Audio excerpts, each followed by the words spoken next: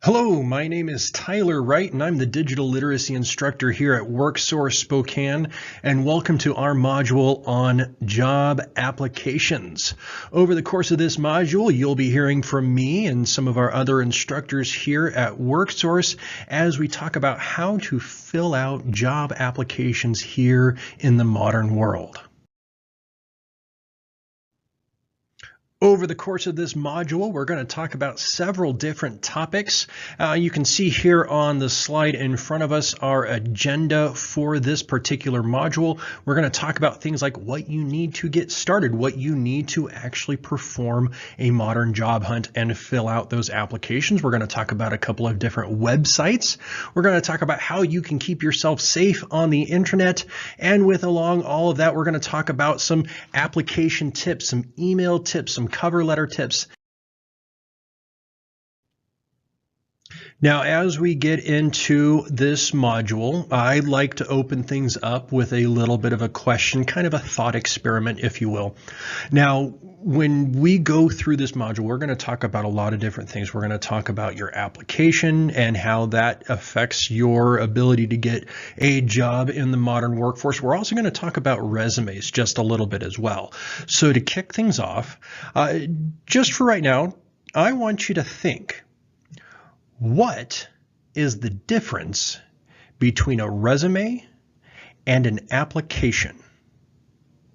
Now take some time to think this through. If you need to pause the video, go ahead and do that. You can take as much time as you need. I'm just a voice on the screen. But I want you to really take some time to figure out what would actually be the difference between a resume and a job application.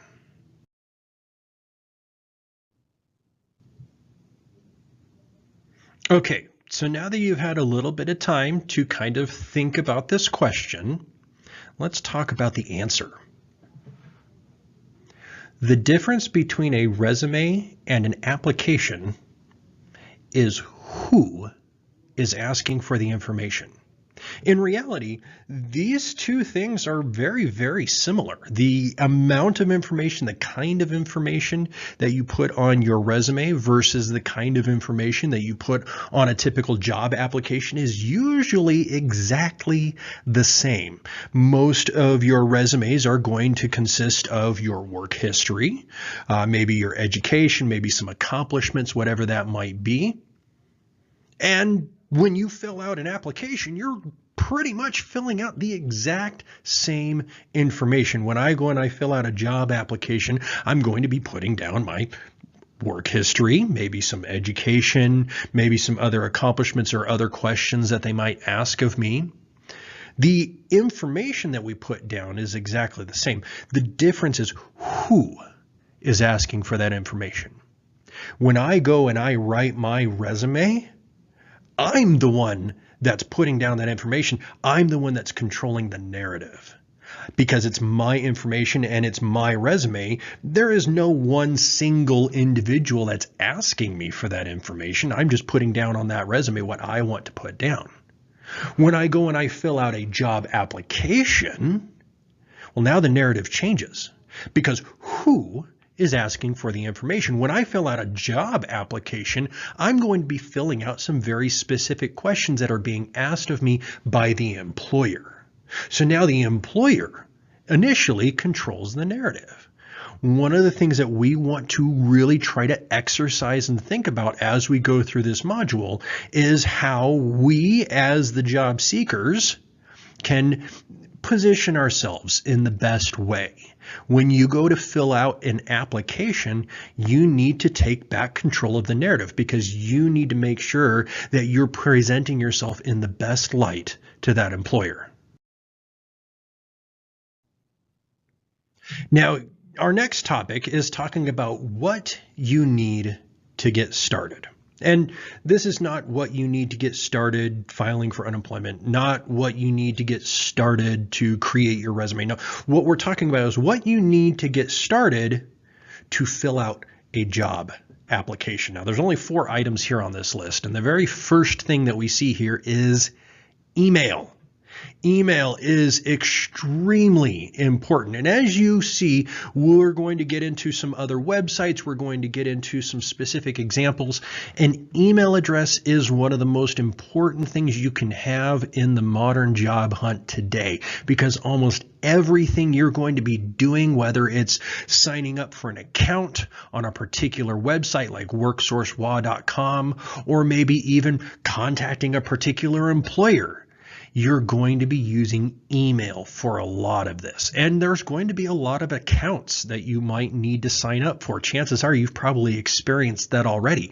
Almost every single account you sign up for is going to require an email address, because that's how they're going to be communicating with you. Now, the second thing that we need to get started is a targeted resume and cover letter. Now, if you already know what a targeted resume is, great, you're ahead of the curve. If you don't know what a targeted resume is, you'll find out as we go along here, and we're going to talk about some examples of what that might be.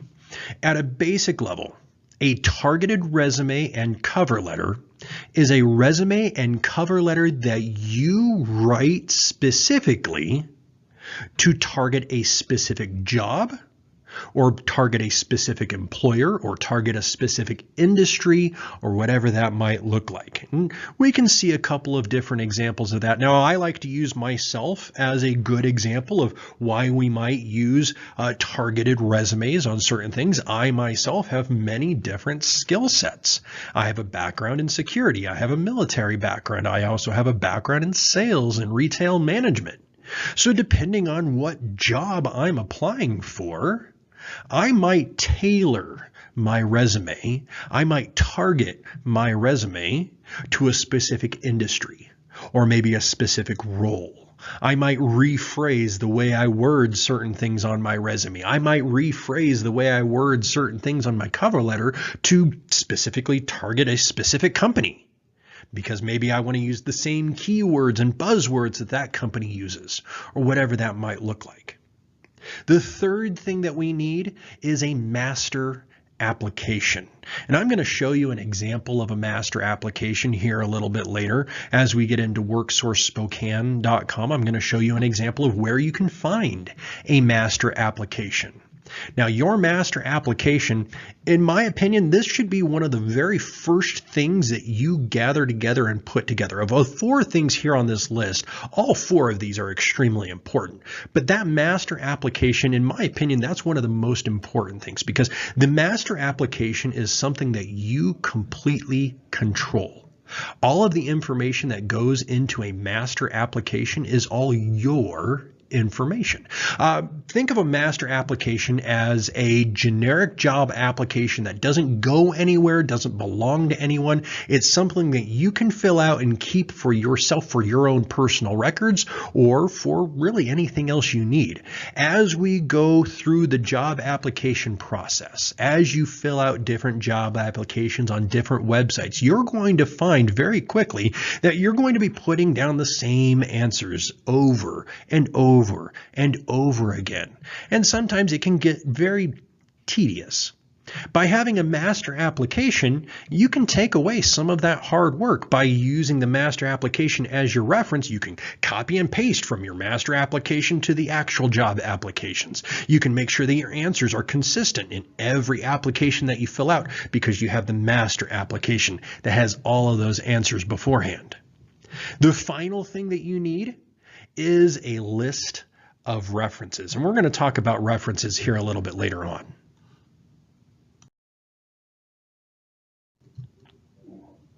Now, when it comes to your master application, when you start gathering that information together and filling that out, my advice, put down as much information as you can humanly remember.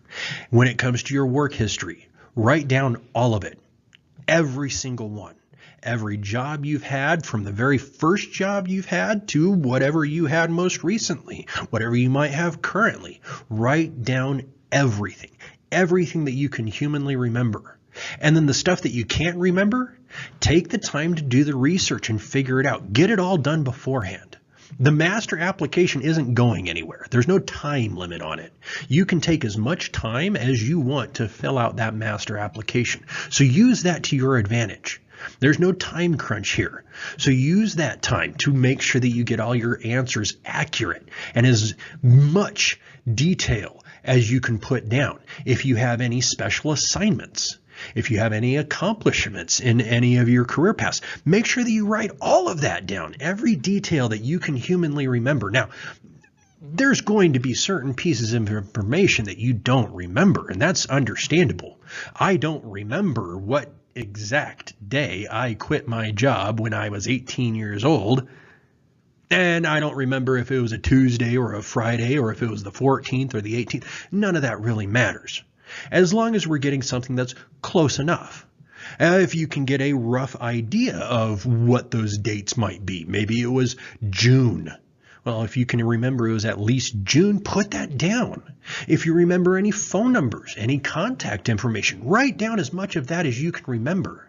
When you go through your work history, make sure that you're detailing your job description and your job duties. Make sure that you write down some of the company information, like the phone number, the address, who you worked for, where they were located, who was your supervisor, what was their title, do you have their contact information, because they might work as a good reference. And that's the other part that we want to put down here, is we want to put down our references as well. Now, we're going to still build a list of references later on, but we want to put down as much information as we can in this master application, because this master application is going to be our foundation later on. We're going to come back to this document again and again and again for reference. Now, over the next few slides, we're going to talk about 3 websites. We're going to talk about a lot of other things as well, but I want to mention these 3 websites specifically because these are 3 of the main websites that you're going to be using for starting your job hunt. The very first website that we see here is worksourcespokane.com. And I'm going to cut to a short demo video so we can see a little bit more about this website. All right, so here we are on the website worksourcespokane.com. And I'm going to utilize this website to just show you a few things, some very useful tools that might aid you in your job hunting process. WorkSourceSpokane.com is our website here at WorkSource Spokane. It is run by the Spokane Workforce Council. You might also hear it referred to as Career Quest. If you talk to any of our career coaches, they may refer to it as Career Quest. That comes from this little tag that we see over here on the far right side. Now, Career Quest is one big, giant, long checklist. So I'm going to go ahead and I'm going to log into this website with my own account. We can see that here, logging in. And when we get to Career Quest we can find over here in the upper right corner of the website. Let's go ahead and sign in. There we go. And what we see here is Career Quest is one big giant checklist. This is a checklist that guides you through the job hunting process. Now, there are 5 sections to this checklist. Section number 1 is all about research. Research is going to be a big important part of the job hunting process. Now, you can go through this checklist in any order. There's nobody that says that you have to do them all in the same order. You can skip around if you want. And depending on what your particular circumstances are, you might need to do that depending on what you have going on. As we go through this checklist, you're going to see that there are quite a few different little activities here, and as you go through and complete each one, you can check them off. Anytime we see anything that is here in this kind of teal green, each and every single one of these is a hyperlink that will take you to another website that gives you more information about that particular topic. Now, this very first checkbox that we see here in section 1 is, in my opinion, the most difficult of all the boxes to check off on this checklist. And this is the question: set career goal and develop your career plan, otherwise known as what do you want to be when you grow up? Of all the things that we see here on this checklist, this is one of the hardest ones to check off. When you're looking at applying for a new position, one of the questions you have to ask yourself is, what do I want to do? Set a career goal. And then once you have that career goal set, develop a career plan to achieve that goal. Now, you might not know what that answer is. And that's okay, because this is a process and we're going to take time to maybe figure out what the answer to that question is. Now, the next thing that we see here is to create a WorkSource.wa account. We're going to talk about that website here in a bit. Improve your digital literacy. If you've attended any of my workshops, you probably are already doing this. If you're still trying to set that career goal and you don't know what that might be, maybe you need to take a few assessments to determine what your skills and abilities are. You might want to take some time to learn about the labor market here in Spokane to see if you can actually achieve that goal. You can set a career goal for whatever you want, but we have to take a realistic look and make sure that achieving that goal is possible here in Spokane County. WorkSourceSpokane.com is a great website, and it focuses primarily on Spokane County. You're not going to find anything on this website about Kootenai County. You're not going to find anything on this website about King County.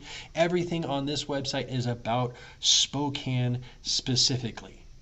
Now, as we get into the next section, prepare for success, this is where we're going to start preparing some of those items that you might have seen on that list from earlier, those 4 items that you need to get started.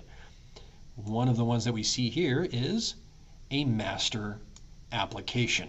And we can see that master application is a hyperlink. So I'm going to select it so that way we can take a look at the actual master application. Now you can see that I've filled out some of the information here. And as we go down through this, we can see different pieces of information that we might want to put in. You can put in all of this information, or you can put in none of it if you want. This is strictly for your own reference. So put in as much detail as you can humanly remember. Who did you work for? What's their phone number? What's their address? When did you start there? When did you quit there? How many hours a week did you work while you were there? What was your salary while you were there? Who was your supervisor? What did you do? Why did you leave? Now, put in as much detail as you can. And if you can't remember all the details, that's okay. Take some time to try to research what those details might be, and then continue on and put it in for every single one of the jobs that you have held. If you want to, you can even print this application out, so that way you have it hard copy, so you can keep that in front of you if you'd like. You can even download it as a PDF if that's what you choose to do.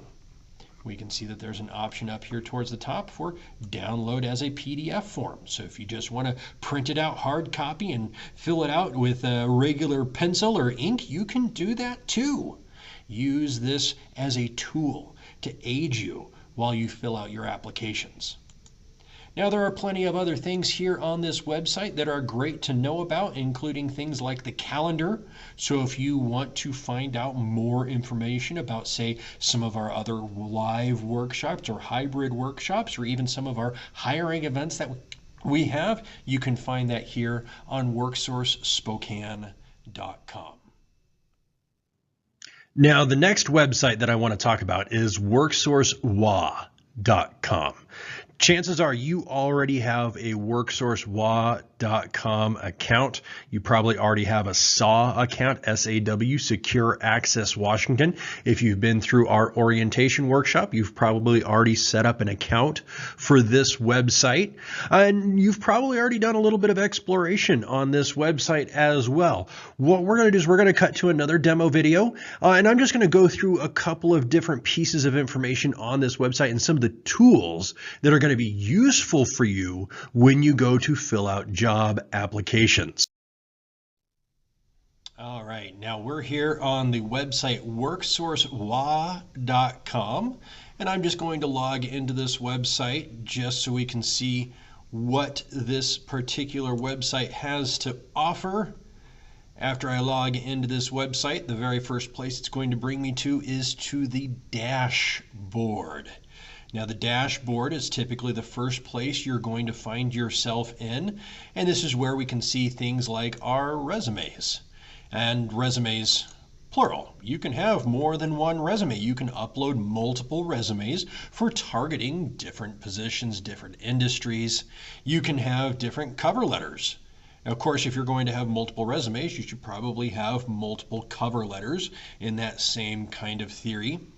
And then finally, you might upload any other supporting documents. So if you have any certificates, degrees, letters of recommendation, whatever that might be, you can upload those to this website as well. Now, the reason why you would want to upload any of these documents to our website, worksource.wa.gov, is so that way you can use them for filling out applications and job searching. And that's where we're going to get to our next few sections here. We have a section here for saved searches, saved jobs, saved occupations, and saved schools.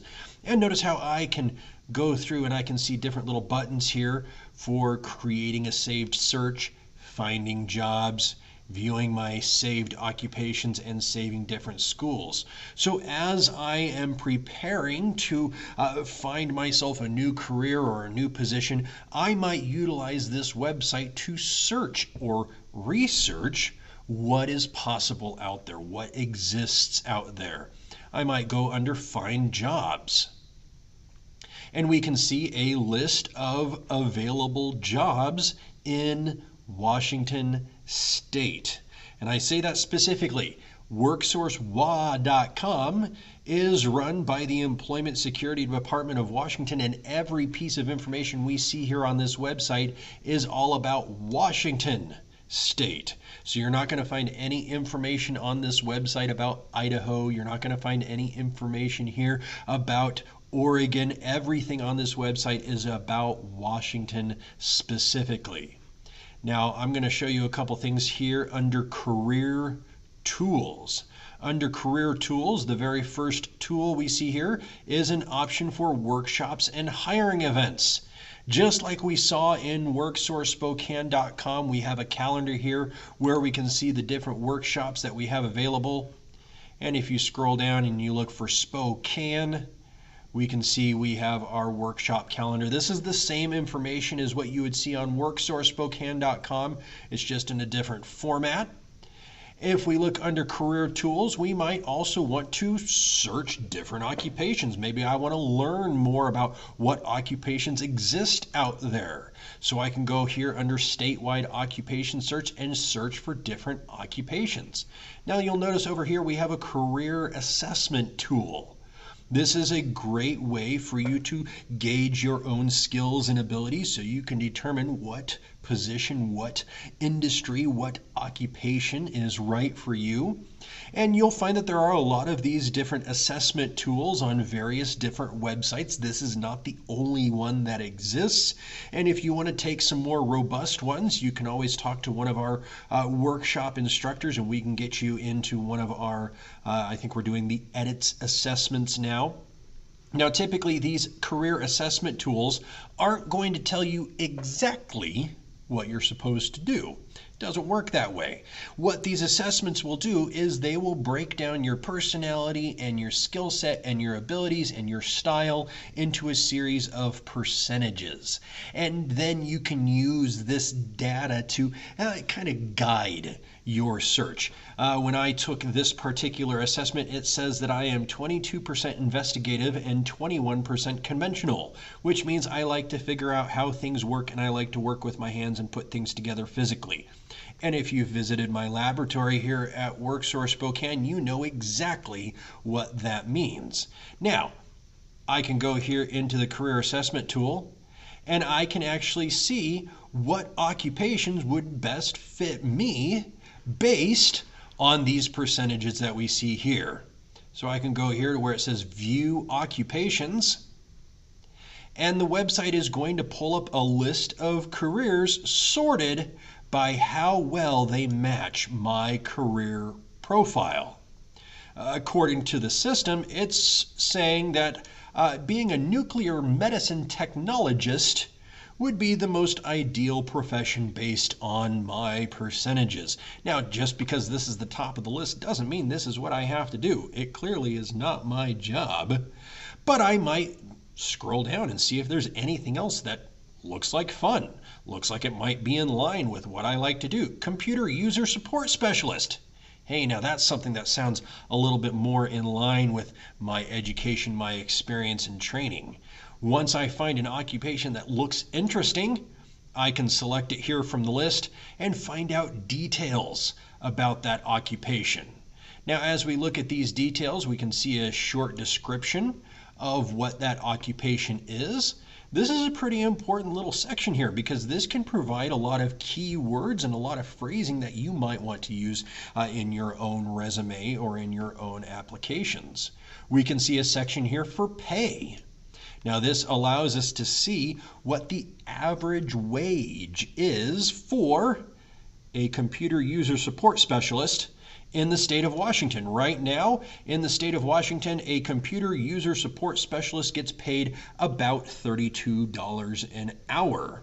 There's something that we have to pay attention to when we're looking at this number. This is the hourly wage for Washington state. This number might be a little skewed for one simple reason. Seattle exists. So, if you're looking at this number, expecting to find that number on every application you apply with, just be prepared for that number to maybe be a little bit lower here in Spokane just because of that difference. This is the average wage for Washington State as a whole, not necessarily Spokane County. Another thing that we can see here is the employment trends. We can see how many people are currently employed as a computer user support specialist, and also how many job openings they're predicting in the next year. Now, these are important numbers for us to look at too. Right now, there's about 22,000 computer user support specialists in Washington State, and they're projecting about 2,500 new openings. Seeing that this number exists, seeing that this number is bigger than zero, that gives me hope. That lets me know that there's a possibility that some of those 2,500 job openings might exist here in Spokane County. Now, there's plenty of other details that we can see here on this, and this is all about the occupation of computer user support specialists. If you drum up an occupation that you think might be right for you, take some time to look through this section so that way you can see what abilities employers might be looking for in this occupation, what kind of technology might be used in this occupation, and more. Now, you might be asking yourself, well, okay, this is all fine information, but I really need to know, is this occupation available in Spokane? So that's where we're going to come up to this section here that says statewide occupation search.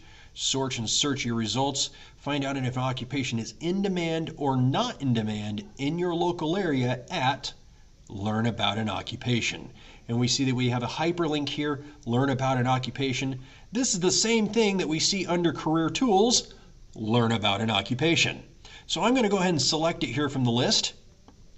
And this will bring us to the Employment Security Department website. This is the ESD website for learning about an occupation, and this allows us to see a map of Washington State broken out by county with a nice little drop-down menu. And this drop-down menu shows us all of the exact same occupations as what we just saw on WorkSourceWA.gov. So I'm going to scroll down through this list. Let's find that computer user support specialist occupation. There we go, computer user support specialists. I select it here from the list, and this allows me to see by county where this occupation is in demand and not in demand. Any of the counties where we see blue is where this occupation is in demand. Any counties where we see red is where this occupation is not in demand.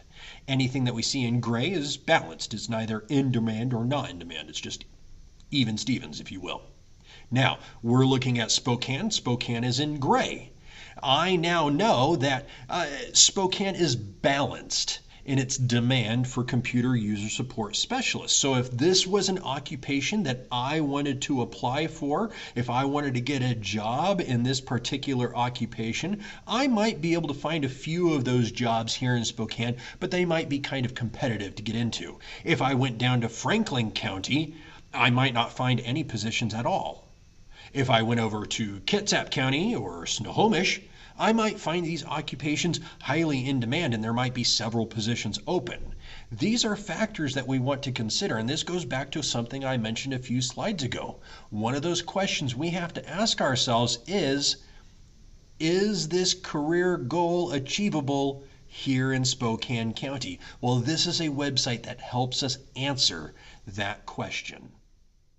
Now, WorkSourceWA.com has plenty of other tools and resources available on it, and I encourage you, after we get finished here today, explore that website and see all the different things it has to offer. The third and final website that I want to mention is careerbridge.wa.gov. And just like before, we're going to cut to a short little demo video to explain what this website is about.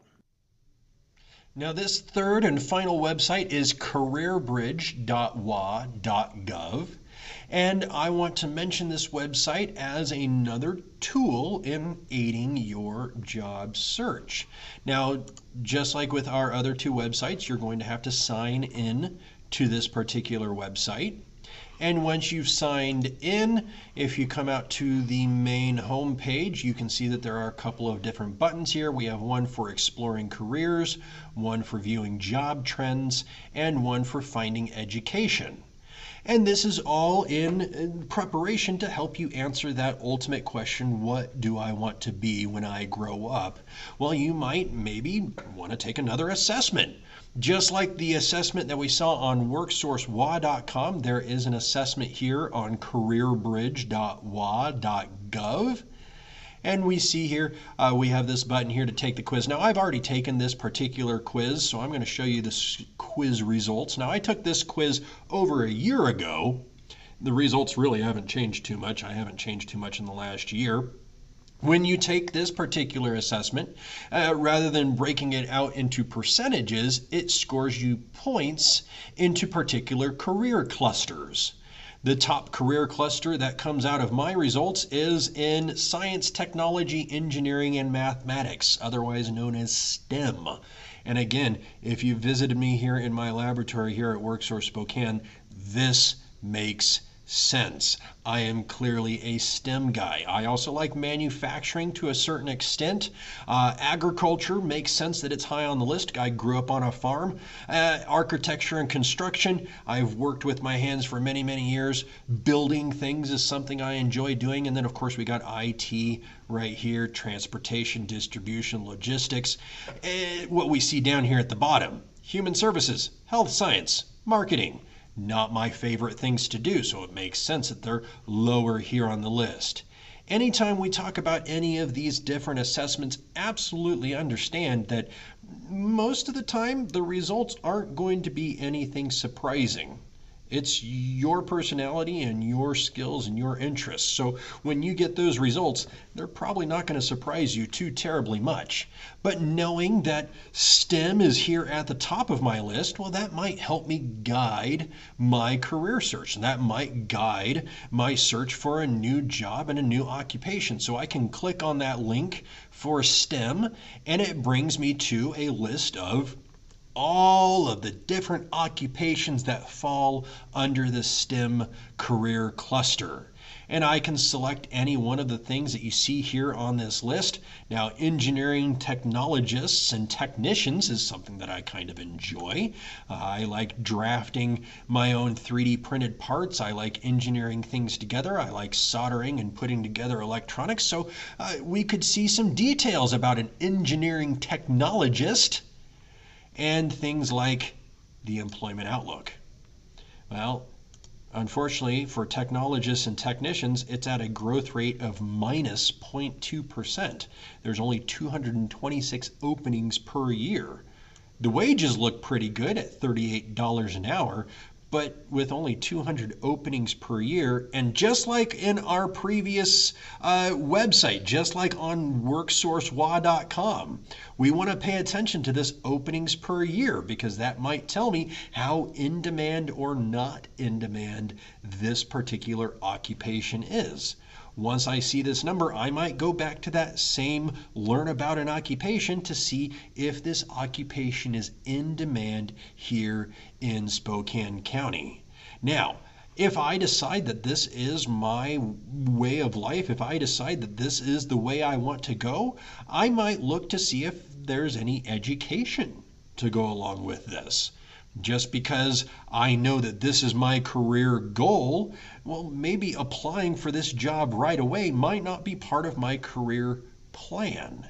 Maybe part of my career plan is to get a certificate or a degree or some kind of piece of paper to aid me in getting my foot in the door, to aid me in making my application stand out from the other applicants for a job in this particular occupation. So we can see here a section for education available in Washington. Well, I might take a look through this and see if there's anything that interests me or fits with my experience and previous education. I see here we have one here for computer engineering technology. That sounds interesting to me. And now I can see a list of all of the schools in Washington that offer any kind of certificate or program within this particular occupation field. We see here we have computer engineering, a bachelor's of science from University of Washington, and that doesn't really sound that interesting to me. If I find that this doesn't sound interesting, great. Now I just go back and find something else. This is all about research. We're just looking at the information. We're just gathering the data and the details so that when we go to actually apply for the jobs in this industry, we have just a little bit of extra intel under our belts to help us out.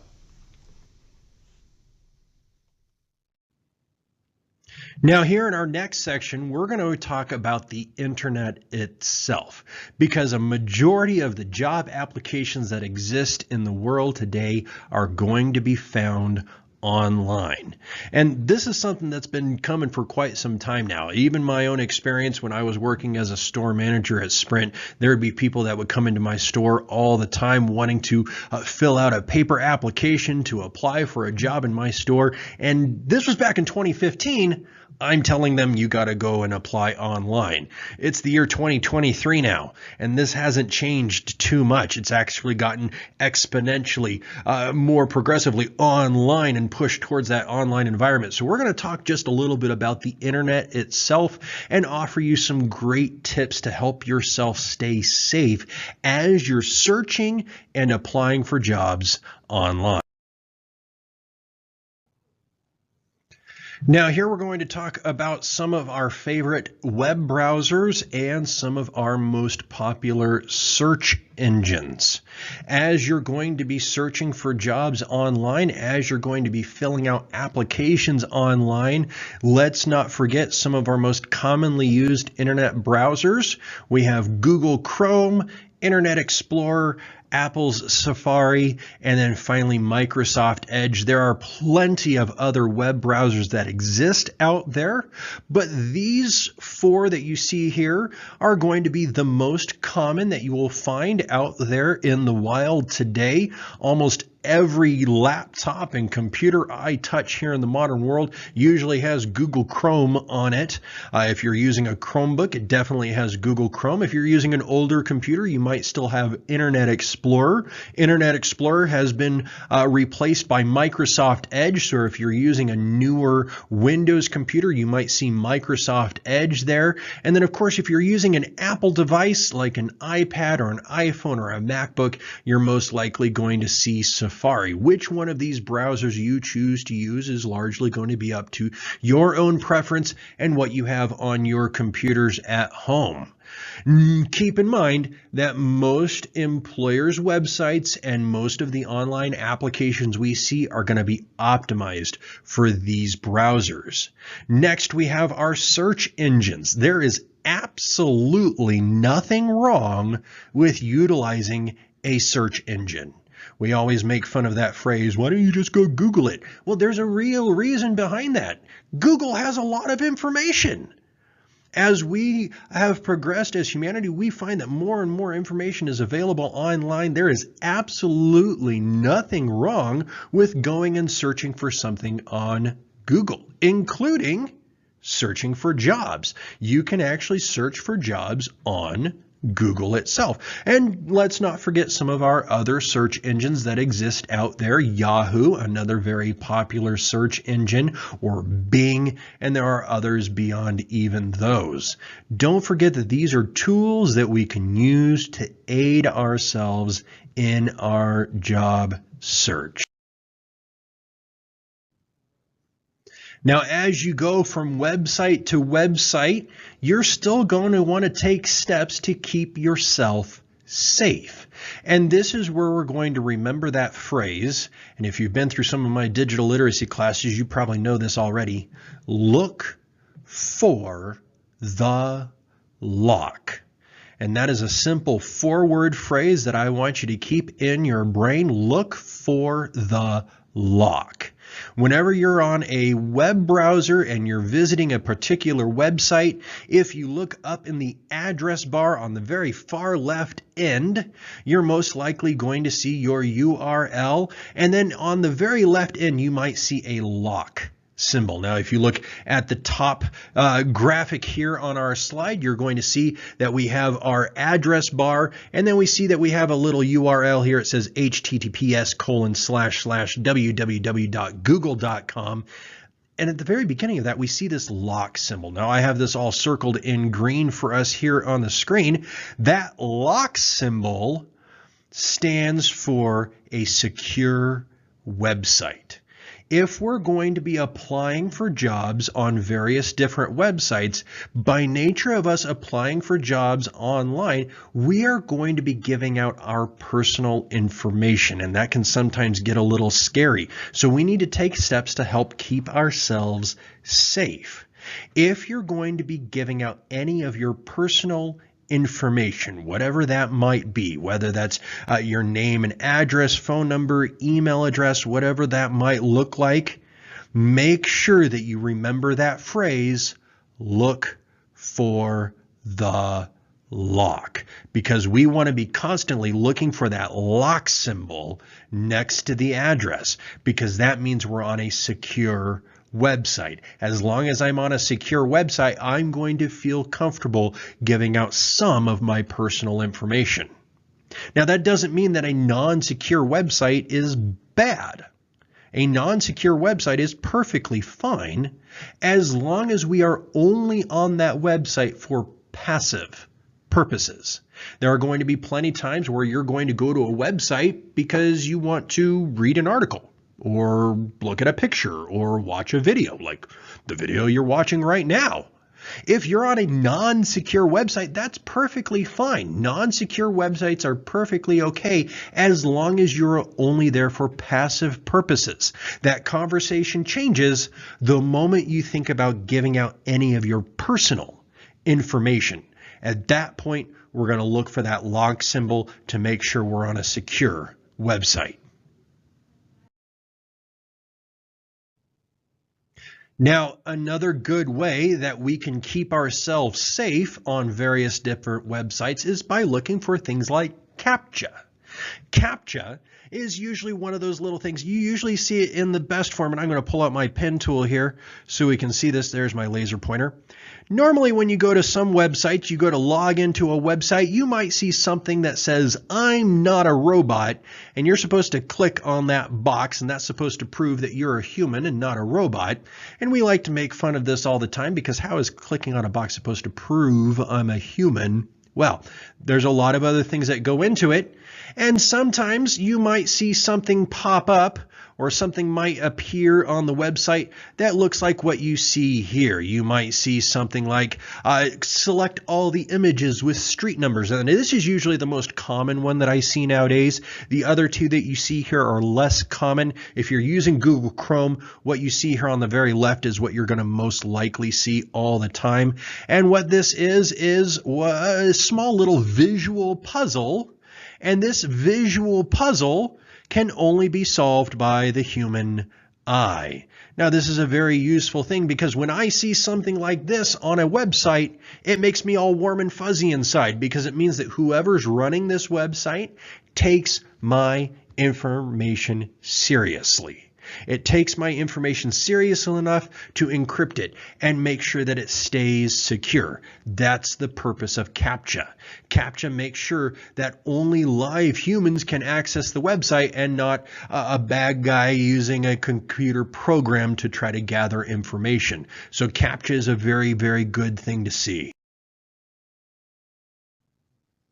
A few other things that we want to be aware of as we are searching for jobs online are things like pop-ups. Now, pop-ups in and of themselves aren't usually things that we have to worry about too much here in the year 2023. In fact, I myself haven't really thought about pop-ups too much in the last 15 years or so. And that's because most of the browsers that we use here in the modern world have pop-up blockers built in. And this is typically a very, very good thing. These pop-up blockers block any of those advertisements that might pop up on your computer screen. And typically we want that to happen until we don't want that to happen. As you go to various different employer websites, as you travel around the web, you might find that there are certain situations where you need a pop-up to appear. You go to an employer's website, you go and you look at the job listing. It has a little button that says apply here or apply now. You click on that button and it's supposed to bring up the application form. It's supposed to pop up the application form, but you click on that button and nothing happens. It might be because your browser is blocking that pop-up. So typically, if your browser is blocking a pop-up, in the address bar, just like what you see here in our slide, you're going to see some kind of message that says pop-up blocked. Now, it might say some other verbiage there. It might say something to the effect of click here for additional options or something like that. And typically, if you click on that message with a single left click, you're going to get three options.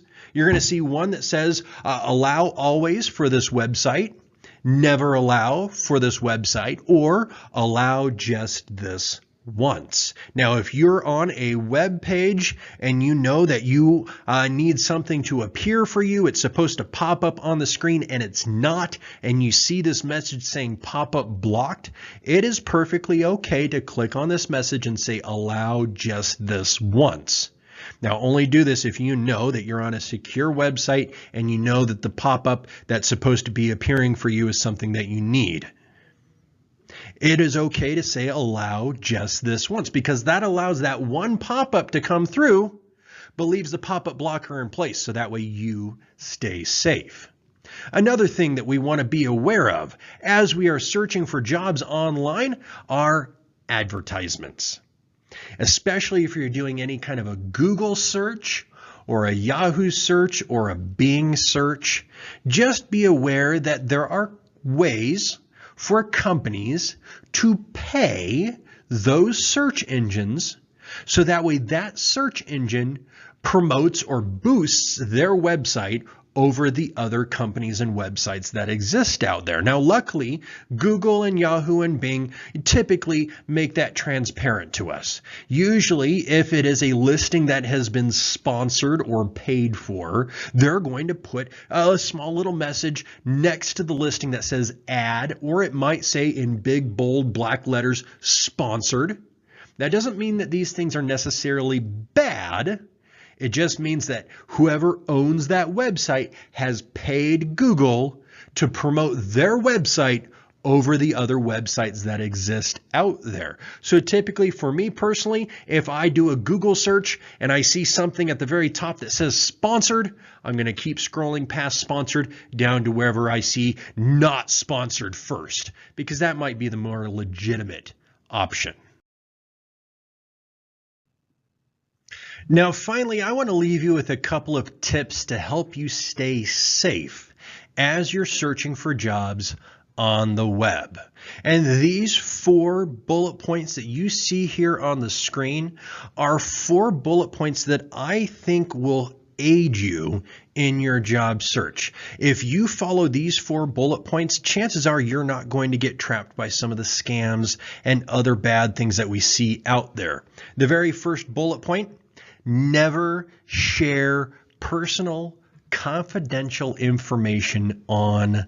Now, this is one of those very common sense little bullet points here. This is a very common sense tip. If you don't trust the website that you're on, don't give out your personal information. If you don't see that lock symbol, don't give out your personal information. And even if you do see that lock symbol, be careful with what personal information you give out. Now, personal confidential information is different for each individual.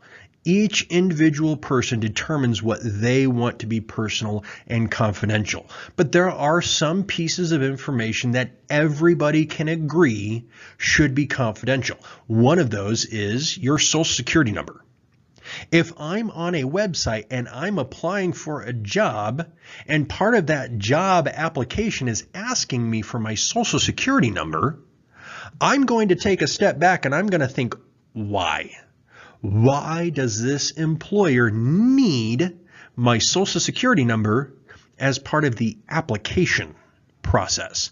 There's only a couple reasons why anybody should need my social security number. You might need my social security number in order to fill out tax paperwork. Okay, well, that makes sense. But that's usually what's going to happen after they've already hired me, not as part of the application. They might need my social security number to do a background check. Well, that makes sense too. But typically there's going to be a specific form involved with that, or they're going to say something like that and make it transparent in the application itself. Or they might need my social security number to do a credit check. But again, just like with a background check, there's usually going to be a special form involved, and they're going to be transparent as to why they need your social. If you fill out a job application and they're asking for your social security number just because, I'm not going to give it out to them, because that's personal, confidential information. It's information they don't need to know. You don't need my social security number to offer me an interview. Second bullet point: search and apply online with reputable, well-known organizations. There are a lot of organizations that exist out there. There are a lot of well-known organizations that exist out there, but not all of them are going to be reputable. When we search for jobs, I'm only going to be searching on websites that I know are reputable, well-known websites. Now, a good example of this would be LinkedIn. I know LinkedIn. LinkedIn is a reputable, well-known website, so I feel comfortable searching for jobs on that website. I also know Craigslist. Craigslist is not a reputable website, at least not in my opinion. I've heard far too many horror stories from Craigslist. You yourself have probably heard of a horror story from Craigslist. If I'm looking for a new job, and especially a new job that's going to be the rest of my life, my career, well, I'm probably not going to be searching for that new job on Craigslist. Craigslist is a very well-known organization, but it is not what I consider to be reputable. And it's not just the websites that we search on. It's also going to be the employers that we apply with. If I'm going to apply for a job with your company, I want to make sure that your company is a reputable, well-known company. If I want to apply for a job with a particular company, I might take that company name and put it into Google just to see what comes up. If I can find information about a company on Google, well, that might lend itself to be a more legitimate job listing. Number 3, never share passwords. Now, if you've been through some of my digital literacy classes, you've probably heard this question, and I'm going to pose it to you again right now. What is the easiest way to hack somebody's password? I'm just going to give it a second. Ask them for it. The easiest way for a bad guy to hack into one of your accounts, the easiest way for a bad actor to hack your passwords is to simply come up with a really, really good story and ask you for that information. There are a lot of times where you might find a job listing that looks fantastic and great, and then you go to fill out the application, then they want to know what your Google password is, or they want to know what your Facebook password is. Don't give that information out. There is no reason that I can think of that a legitimate company needs my Google password just to offer me an interview. It doesn't make sense. Never share your passwords. And then finally, never pay a recruiting service as a job seeker. And along with that, never pay to apply for a job. There is no reason that you should be forking money out of your pocket just for the opportunity to be told that you didn't get the position. It doesn't make sense. There is no reason that I should pay an application fee to apply for a job. It doesn't make sense.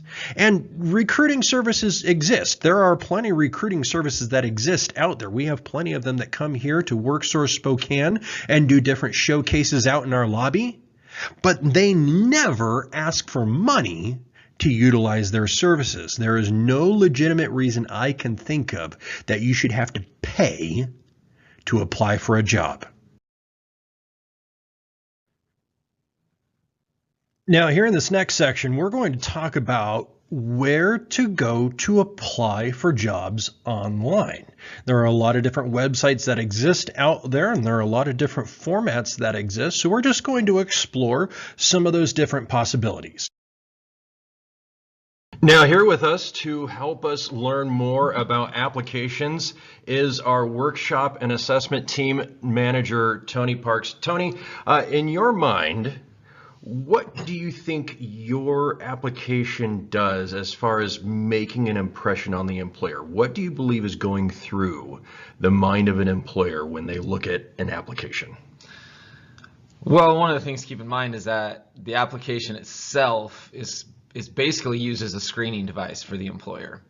So one of the things, and generally speaking, most hiring managers have very busy schedules, and one of the things that they're looking to do is weed people out.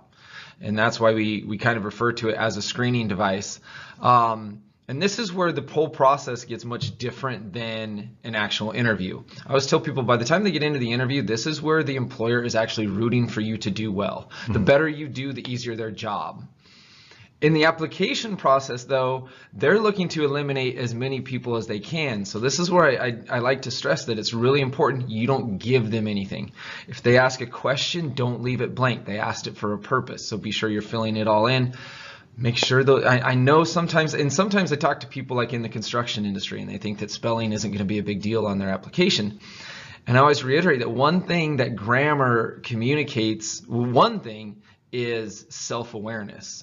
And if you know this is a weakness of yours, use tools that are available to you to overcome it. And that might be grammar tools online. It might also just be somebody that you know who you know is better at grammar than you happen to be, or come into WorkSource, meet with a career coach and ask them to kind of go over some of your answers and some of your phrasing, spelling, that kind of thing. So that, and the other thing it communicates is the attention to detail. And to me, in any job, no matter what the job is, attention to detail is going to be valuable. So don't give them a reason through spelling or leaving things blank. Don't give them that easy reason to eliminate you from the process. Because once you get past this part, the next part they're rooting for you on. The next part they want you to do well on. So ultimately, I like to communicate. It is a screening device, and you want to make sure at the end of it, when an employer looks at the application, one of the things they want to see visually, they want to be able to envision you in that role doing that job. So does your application paint a clear picture of you in that role doing what they're looking for you to do? Excellent. Now here on this slide, we're going to talk about some general basic application tips. And you're going to see a common theme throughout all this. Research is very important. As I've mentioned before, researching the employer before applying for the job is important. Applying for a job can be time consuming. So make sure that when you take the time to fill out a job application, you're filling out applications for the right jobs. Respect your time. Don't waste it applying for the wrong job with the wrong employer. Think like the employer does. Research that employer. This will allow you to tailor or target your application to the needs of that specific employer.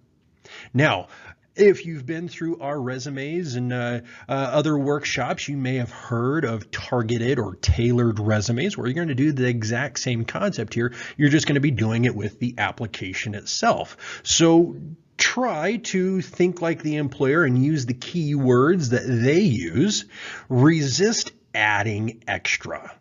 There's that concept, too much information. Well, don't give them so much information that it overloads the employer.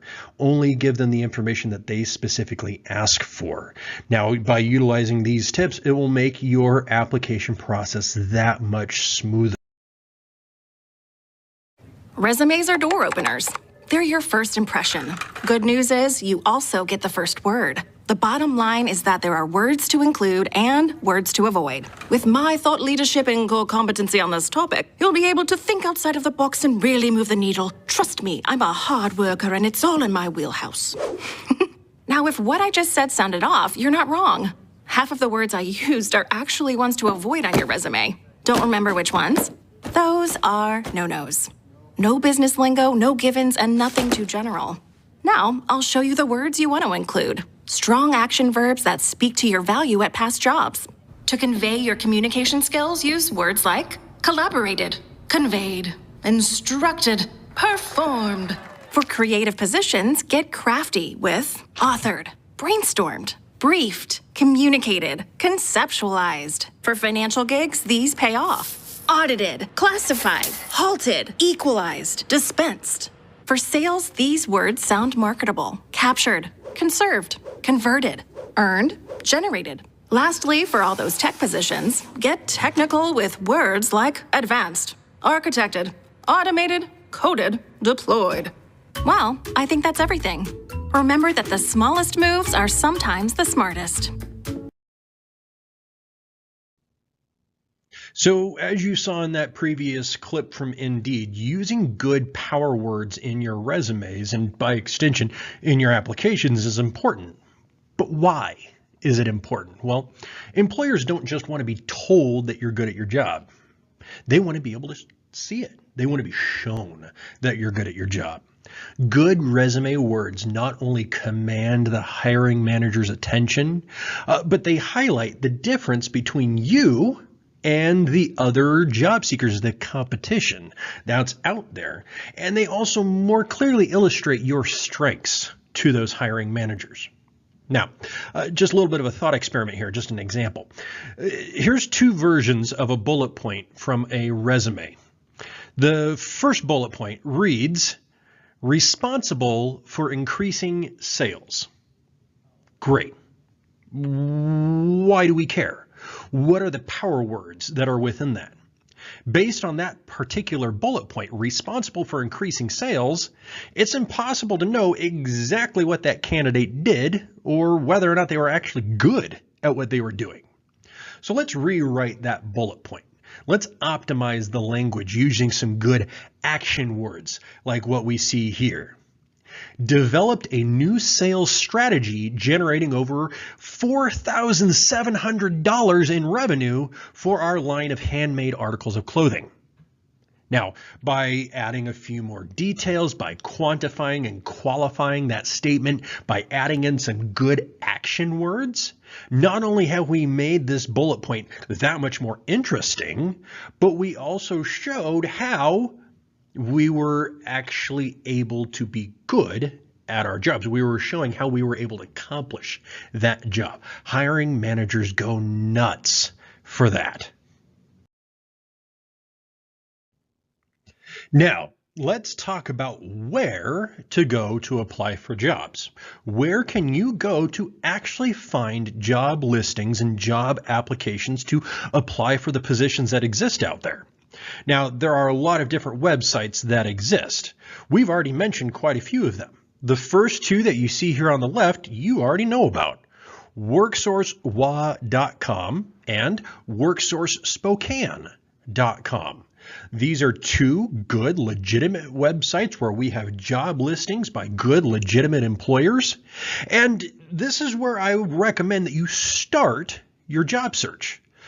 But this isn't where I'm going to tell you to stop your job search.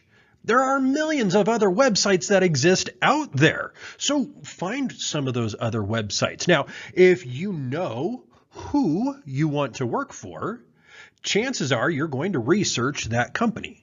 Most good, legitimate companies that exist here in the year 2023 usually have their own website. And if you know that it is a company that you want to work for, go and look at their website. Now, most companies that have their own websites will usually post job listings on their own websites. And a couple of good examples that are here in Spokane, Washington Trust Bank. Washington Trust Bank has the website watrust.com. If you wanted to look for job listings to apply for a job at Washington Trust Bank, you could go to watrust.com, and with most employers' websites, typically in the upper banner or sometimes down in the lower section, you're usually going to find a section that says About or About Us. And usually if you select that, there might be another option for careers or jobs or join us or something of that nature. And you can usually go to that specific section to see job listings that that specific company has available. If you're already doing your research on the industry or the companies in that industry, then you probably already have an idea of who you want to work for.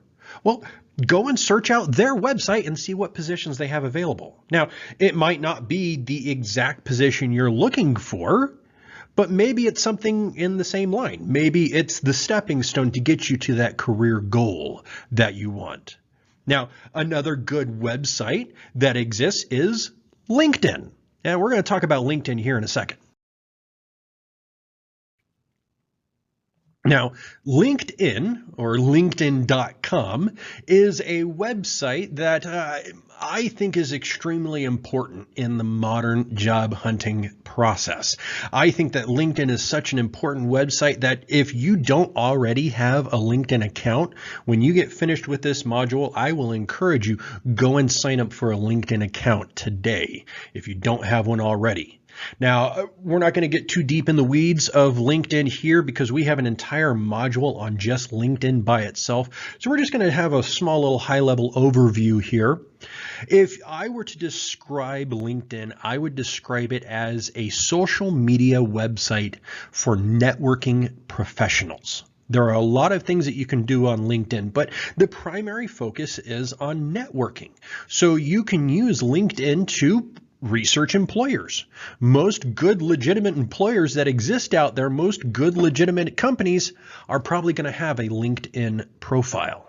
You can also connect with employees who work at those companies. So maybe you need a way in. Maybe you need to get your foot in the door. Maybe you need to network with some individuals. You can do that through LinkedIn. If you haven't quite found the company or maybe even the industry that you're interested in, there are groups that you can join on LinkedIn. And within those groups, you might be able to network with other professionals in the same field. And by using those networks, maybe you find leads for good, legitimate companies that exist out there. Now, LinkedIn also does have job listings. There's a specific button in the upper banner of LinkedIn for jobs, and you can use LinkedIn as a job board. So if you are looking for a place to apply for jobs directly, LinkedIn is a great place for that. LinkedIn also allows you to build your resume on LinkedIn directly. So if you are looking for a good resume builder that's free, LinkedIn is a great place to start. Now, aside from the job searching and job application aspects of LinkedIn, there's also another feature called LinkedIn Learning. LinkedIn Learning is essentially a learning management system through your LinkedIn account, very similar to kind of what you're doing right now here in our learning management system. LinkedIn Learning is a way for you to get training for free through your LinkedIn account. And there are hundreds of different topics on LinkedIn Learning. I use LinkedIn Learning to learn more about CAD, computer-aided design, and 3D printing. There are others that use LinkedIn Learning to learn more about PowerPoint or Excel or Microsoft Word or almost any topic that you can think of. And the videos that they have on LinkedIn Learning aren't just videos that are made by regular guys like you and me. They're videos that are made by experts in their fields, so you know that the information is good and accurate. On top of that, any courses that you take through LinkedIn Learning will also appear on your LinkedIn profile as a certificate or a badge. So when you are looking at maybe applying for a job for a specific employer, whatever that might be, those employers can go to your LinkedIn profile and see the trainings that you've taken. Now, as you're searching about on the interwebs for different job listings and different employers, there are a couple of things that you need to be aware of while you're searching. And some of these things are avoidable, some of them are not avoidable. It all depends on what website you go to and what jobs you're looking for. The very first thing that we want to be aware of is that surveys exist. There may be times where you look at a particular job listing and that job listing doesn't actually go to an application, it goes to a survey instead. There is no actual job, it's just an advertiser that's trying to gather information or gather data about you. Data gathering is going to happen. Almost everything you do on every website that exists out there usually involves some form of data gathering. Even right now, while I am instructing this module, while I'm narrating this module, while you yourself are watching this module, there's data gathering that's taken place. And there's no way that we can really escape that. We just need to be aware that it happens. Be cognizant of the different applications that you fill out, because it may not be an application for an actual job with a legitimate company. It may just be a survey instead.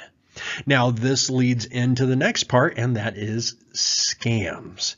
Scams exist, and especially over the last 4 years or so, we have seen the amount of job scams exponentially increase. Now, if you remember some of the tips that I gave you several slides back, where we talk about only searching and applying online with reputable, well-known organizations, that alone right there will help you stay safe, because as long as you're searching for jobs on good, legitimate websites with good, legitimate companies, you should be able to easily eliminate a lot of those scams that exist. Doesn't mean it's going to be impossible, just means that you're going to be aware of those things as they exist to help yourself avoid them. The final thing that we see here is applicant tracking systems. Now, you may hear this sometimes referred to as an ATS. ATS stands for Applicant Tracking System, and we're going to talk about that on the next slide. ATS, also known as Applicant Tracking Systems, are another thing that we have to be aware of. And just like with surveys and data gathering, these are not usually things that we can easily escape. In fact, almost every major job board website that exists, including things like Indeed or Monster or LinkedIn, is usually going to use some kind of applicant tracking system. Most of your major employers, even with their own websites, are usually going to use some kind of applicant tracking system. The example that I gave a couple slides ago was Washington Trust Bank. They use UltraPro. If you go to their website and you apply for a job, you're going to go through the applicant tracking system, UltraPro. And there are other applicant tracking systems that exist out there, and they all function very much the same way. The way an applicant tracking system works is it allows an employer to filter out unqualified applicants by using what's called keyword matching. And the reason why employers use applicant tracking systems is simply just because they receive way too many applications for a single human being to be able to go through accurately and fairly in a significant amount of time, or a reasonable amount of time. There are a lot of people out there that will apply for jobs the same way some people fish for fish with dynamite. They'll take their resume and they won't tailor it. They won't do anything to their resume. They'll just create a basic generic resume and they will blast it to every job board and every employer that exists out there. And there are a lot of people that do things that way. And the prevailing theory is if I apply for every job that exists, eventually one of them is going to call me back and hire me. Well, that's great if I'm looking for my very first job when I was 18 years old. That might not work so well for me when I'm looking for my career that's going to sustain me financially for the rest of my life. So I'm going to take a bit more care with how I apply for jobs. I'm going to tailor my resume. I'm going to tailor my application to those jobs. And that's what applicant tracking systems are looking for. They use keywords to try to determine who's the good candidates and who's the underqualified candidates. This is why spelling counts. And if you've come through some of our other workshops, you may have heard that before. If you misspell a word and that word doesn't match up with the keyword that the employer is looking for, it's still going to not count. So make sure that when you finish your resume and you finish your job application, proofread it. Take a second look over it to make sure that you got everything spelled correctly, because that applicant tracking system doesn't care what you meant to say. It's only going to see the word that you actually wrote. On top of all of this, as you go through a job application, you're going to find that there are some questions that just simply don't apply to you. If you ever encounter a question that does not apply to you, don't leave it blank. If you leave a question blank on an application, the applicant tracking system might consider that to be incomplete and might reject the application right then and there. Instead, maybe you type in N/A or not applicable. And there are plenty of questions that are perfectly legitimate questions but may not apply to you. So putting N/A or not applicable is a perfectly good way of answering that. Now, at the very end of all this, the final point that we see here, any resumes that we upload as part of the application should be uploaded as a PDF file, if at all possible, unless it's otherwise noted for some kind of specific reason. Now, most applications and most job boards will also accept Word documents and other text files, but as just a general best practice, try to only upload PDFs whenever possible. Yeah, we're back here with Tony. And Tony, what is your take on applicant tracking systems? Because I mean, I'm going to be honest, a lot of this seems really, really complicated. Whatever just happened to using a regular old paper application? What happened to a simple piece of paper? Well, I mean, I guess the easy answer would be the environment and trees. But beyond that, it comes down ultimately to efficiency. And that this kind of became a necessity due to the lack of man hours to go through stacks and stacks of paper applications. With the online format, first of all, they can all be stored in a very small location rather than having a whole file full of papers. But also you can use things like applicant tracking systems to help in the process. Now, whether you're for or against applicant tracking systems, there's theories and arguments for both sides. Personally, I'm not for them, but I do see why some companies are, especially larger companies, especially companies that hire often. position or hire a lot of people throughout the year.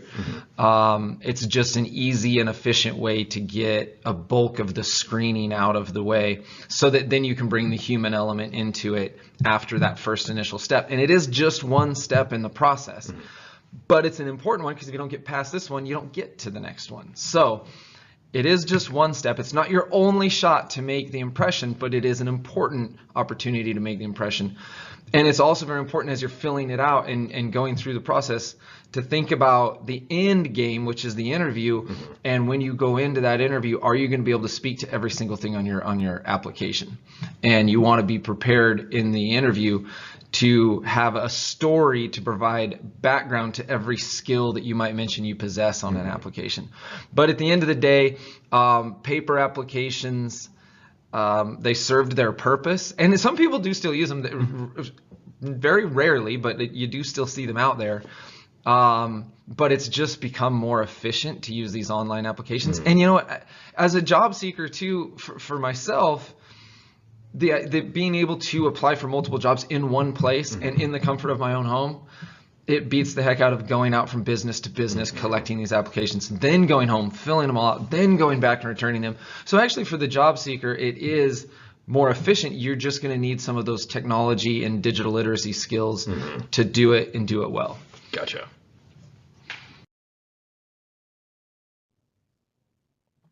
So the hardest part about applying for a job online through an applicant tracking system is knowing what keywords the employer's going to be looking for. I'm not psychic, and I doubt you are either. There's no way as a regular human that you're just going to automatically know what keywords an employer is going to be looking for. But we have a couple of tricks to help ourselves out. The first thing we want to do, we want to study that job description. Read it. Read it again. Read it 3 times. Print it out. Take a highlighter to it. Read it a 4th time. And as you read that job description, take a look and see what phrases are repeated. What action words are they using? Are there any industry buzzwords? Are there any words that are repeated over and over again? Are there any phrases that say all candidates must have or any requirements sections? As you look at those, try to identify what those keywords might be. And then go to your resume and go to the application and rewrite your resume and rewrite your application answers to use as many of those keywords that you've identified. Use as many keywords as humanly possible. And the theory behind this is if I'm using the same keywords that the employer has put in the job description, if I'm using as many keywords as the employer is looking for, in theory, I'm going to get myself higher on that list of qualified candidates. I'm more likely to move on to the next step of the process, which is usually going to be the interview. So here on the next slide, we're going to take a look at an example job description and what some of those keywords might be. So here we have a generic job description for a part-time computer technician here in Spokane. And we can see that there's several things that are highlighted here. Now, as we look at the different highlighted sections, the very first highlighted section we come up against, it says computer technician experience and customer service experience. Now let's take a look at the 4 words that come right before that. All candidates must have, and I'm going to get out my pen tool, my highlighter, so we can actually show that here. All candidates must have. Well, it stands to reason that whatever comes after what all candidates must have is probably going to be a key word that the employer is looking for. And this particular employer wants a candidate that has computer technician experience and customer service experience. All candidates must have. So those are most likely going to be key words. If we continue down here, we see server experience is nice, but not required. So that's probably not a key word. Minimum of 2 years experience with a company providing hands-on computer service. Those are probably key words.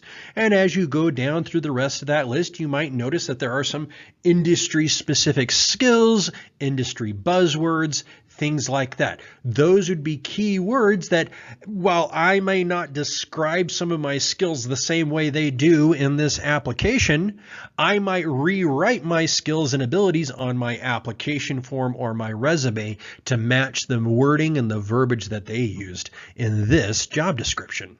By me using the same words that they used, I'm more likely to use the same key words that they're looking for.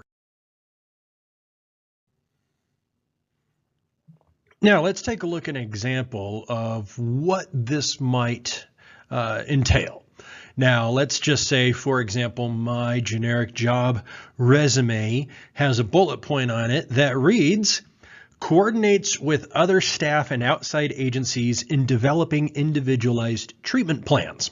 But by going through the process that I've just described, I'm going to read the job description. I'm going to read what the employer is looking for. The employer is looking for somebody who works in collaboration with other team members and professionals in development of treatment plans.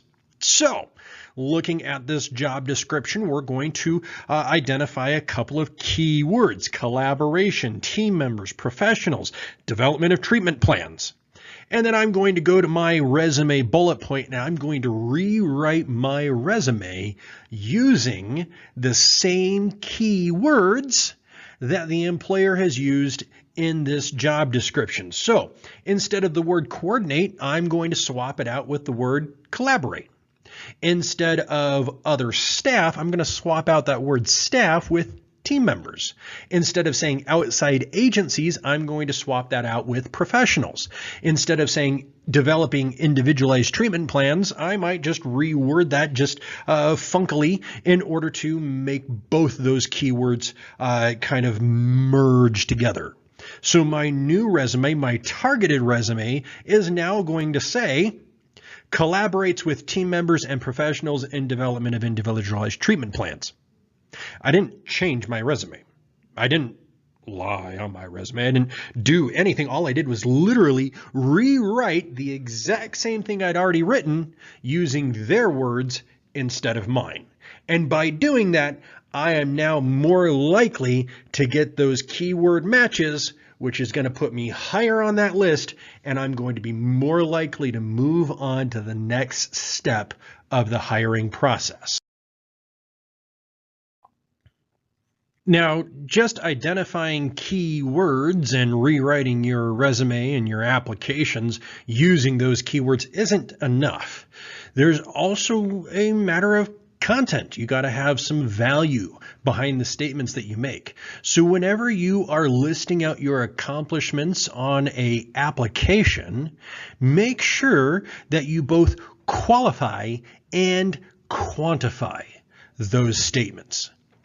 At a very basic level, make sure that whoever reads your accomplishments on an application understands why you've listed that as an accomplishment. Give the person who reads that statement a reason to care. Now, there are a lot of different examples of the way this might work. I'm just going to give you a basic one here right now. The difference between a qualifying statement and a quantifying statement. A qualifying statement shows that you meet the job requirements, and a qualifying statement or a quantifying statement sets you apart from the other people in the application process. You want to make sure that whoever reads your accomplishments understands that not only do you qualify, but you also quantify. Not only do you meet those requirements, but you meet those requirements so well that you're better than everybody else, and here's why. Let's say, for example, the application, the job that you're applying for, has a requirement that you have to have a high school diploma or a GED. Now, just saying that I have my high school diploma isn't enough. Lots of people have high school diplomas, but why does your high school diploma matter more than the other guys? Well, not only did I earn my high school diploma, I also graduated fourth in my class of 1,000. by adding in those extra few details, by adding in those numbers, by quantifying that statement, I've shown that not only do I meet the requirement, but I'm also setting myself apart from all the other people out there that have that same qualifying statement. By stating that I was fourth in my class, it shows that I am apart from everybody else. This is why I'm the best candidate for the job. This is why my qualifications are better than everybody else's. That's the goal. That's what we're aiming for. Now let's look at this in another context. Let's look at an example. Let's just say, for example, my bullet point on my application or resume reads that I prepared the company payroll. Great. There's nothing wrong with that. That's a great accomplishment. If I am looking at maybe a financial position or some kind of HR or payroll position, this might be a great bullet point to show that I am qualified to work on the payroll. But why does my qualification make me a better candidate than the other guy? Well, I prepared the company payroll for 800 employees across 12 different locations in the United States. By adding in those extra few details, by quantifying my statement, I show that I'm the better candidate versus the other guys. Now, there might be a couple of different ways that you want to think about this. You might want to think about the amount of money that was saved, or the amount of money that was involved, the amount of time that was saved, or the amount of time that was expended, or the amount of people, the volume of people. By me doing this by myself, I saved money for my company by taking less time. By doing this for my company, maybe I impacted a group of people versus just a small amount of people. All those qualifying and quantifying details help set me apart from the other candidates for the job. Now here we have another example. Let's say a bullet point on my application reads, I improved the inventory management system. Now, if I'm working as a warehouse manager or I'm applying for a job as some kind of shipping or receiving or anything like that, this might be an important qualification for that particular job. But this line by itself, it's just 4 words. It doesn't tell the employer why I am better at this job than the other guys that they're looking at hiring. So let's add some quantification to this. I developed a new inventory management system that saved my company over $50,000 in the first year. Now, in this particular context, the details don't really matter. What I actually did doesn't matter.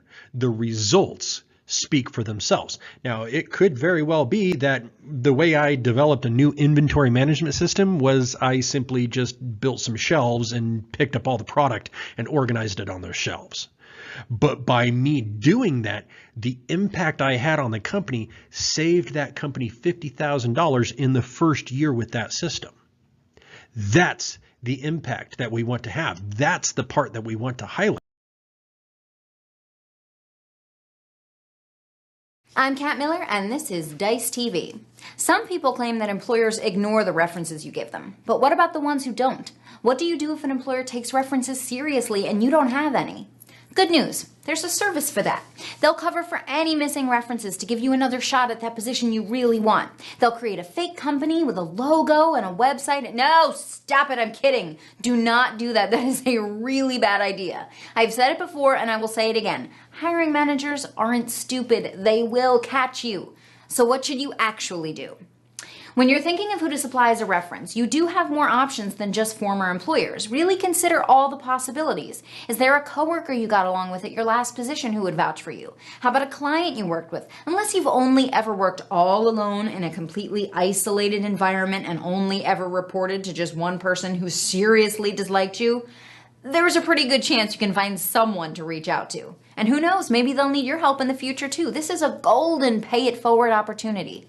If you're not comfortable using a more recent colleague or supervisor as a reference, or you don't want your current job to know you're looking yet, it's perfectly okay to use someone from a little further back. An older reference will still be able to provide insight into how you present yourself in the workplace, but if you do go that route, be sure to be open about it to your potential employer. It's not uncommon to use someone as a reference that you haven't actually worked with for some time, but if that is the case, make sure you notify them so that they're prepared. Ideally, what you should do is reconnect with them and this time, stay connected. Try to maintain your relationship by reaching out to them periodically. However, if this is a last-minute situation and there's not enough time for that, you should at least contact them and politely ask them to be a reference. More likely than not, they'll understand your situation and be willing to help you out. And even if they've agreed to act as a reference for you in the past, make sure you give them a heads up this time so they'll be expecting this call.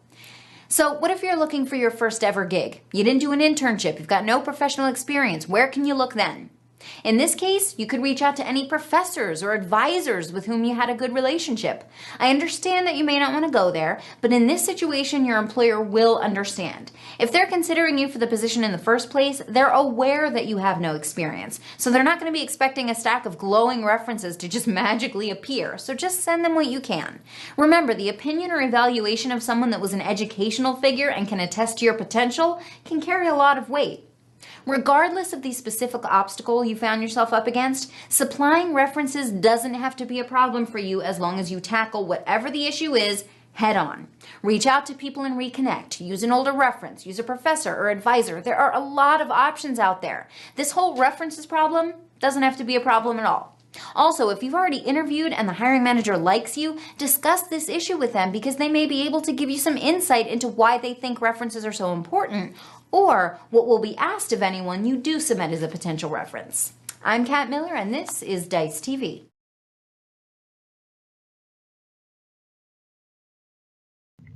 All right, so here we are. We've been talking about applications, and right now we're talking about our different job references. I'm here with Brandy. Brandy is with our community colleges here in Spokane. Now, Brandy, you do a lot of work with faculty and students and getting people into the education system. In your experience, what would you say is the best way to cultivate references when you're getting into the job market? Yeah, it's really important to really nurture those relationships. And so making sure that when you have a faculty member, if that is somebody that you'd like a reference with, just to cultivate that relationship, always putting your best foot forward, making sure that you are authentic with them and genuine, and that they know who you are and what you're capable of doing. Excellent. Now, not too many companies out there anymore are doing just regular pen and paper applications. Almost every good, legitimate job that's going to be a financially sustainable job is most likely going to be applied for online. So when it comes to applying for jobs on a website or through an applicant tracking system, there's usually a specific process that goes along with it. And that process usually starts by creating an account. You typically will have to create an account so that way that applicant tracking system knows who you are compared to the other candidates that exist out there. Now, in order to sign up for an account with an applicant tracking system on an employer's website, you're going to need an email. Remember that list of items that you needed, those 4 things that we talked about at the beginning? The very first one being email. This is one of the main reasons why you need an email address. So that way you can sign up for these accounts with these different employers. Now, after you create an account with a particular job board or employer's website or applicant tracking system, then you're going to have to fill out forms. And that might come in the form of demographic information, profile information. If you're doing something like LinkedIn, you're going to be creating your LinkedIn profile. Same thing with Indeed. Same thing with WorkSourceWA.gov or Monster.com. You're going to fill out different forms. As you fill out those forms, including the application form itself, make sure that you follow all the directions. Don't leave anything blank. Because as we discussed before, if an applicant tracking system sees something blank on an application, it might assume or it might determine that you did not complete the application and reject it right then and there. And then finally, the very final point that we see here, attach your resume. And when you go to attach your resume, as often as you can, as many times as you can, try to upload it as a PDF whenever possible. Now, some basic rules to work with. The foundation of everything we do when it comes to filling out applications starts with your master application. This is your foundation because this is your history. There is absolutely nothing on your master application that anybody else can control except for you. It's your work experience and it's your history. So when you start the application process, start by finishing your master application. And as you fill out your master application, make sure that you're specific about your different job duties. Make sure that you qualify and quantify your different accomplishments. After you finish with those different bullet points, reread them, double check them, have a second set of eyes look at them, check your spelling, check your grammar. Make sure that that is as proofread and as complete as humanly possible. The very last thing you need is to get to this step in the process and have your resume or your application denied by the employer because you misspelled a word or because you didn't word something properly and because your grammar wasn't correct. Now the applicant tracking system didn't give you the keyword matches you needed in order to move on to the next step of the process. Spell check is a thing. Use it. And then finally, and this is the cherry on top, make sure that you're using a professional email address. And that might require you signing up for a new email account if it needs to be that way. If it doesn't, don't mess with it. Back here going Tony. Now, Tony, over the last several minutes, we've been talking about applicant tracking systems and resumes and filling things out properly.